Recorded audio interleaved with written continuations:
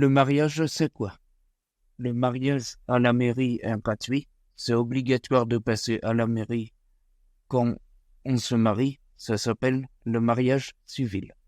Les personnes qui le veulent peuvent aussi faire un mariage religieux, par exemple dans une église, une mosquée, une synagogue.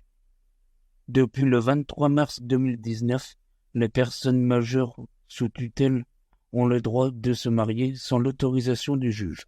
Le mariage est un contrat signé entre deux personnes. Cela peut être un homme et une femme, deux femmes ou deux hommes. Les deux personnes doivent être d'accord et doivent avoir plus de 18 ans, sauf demande exceptionnelle. Voici les démarches à suivre pour se marier. Il faut déposer un dossier de mariage à la mairie.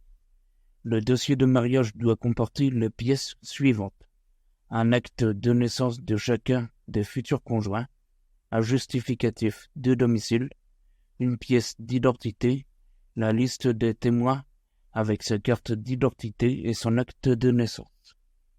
Un témoin, c'est un ami ou une personne qui signe le document de mariage pour dire que le mariage a été bien fait. Il y a au minimum 2 témoins obligatoires. Quand on se marie, on peut choisir le nom qu'on va porter ou choisir le nom du marié, ou garder le nom de jeune fille ou prendre les 2 noms. Par principe, le jour du mariage, les mariés ont un contrat qui s'appelle le régime de la communauté réduite aux acquis. Cela veut dire ce qui appartient à chacun avant le mariage reste la propriété seule de la personne. Après le mariage, tout ce que le couple achète devient la propriété des deux.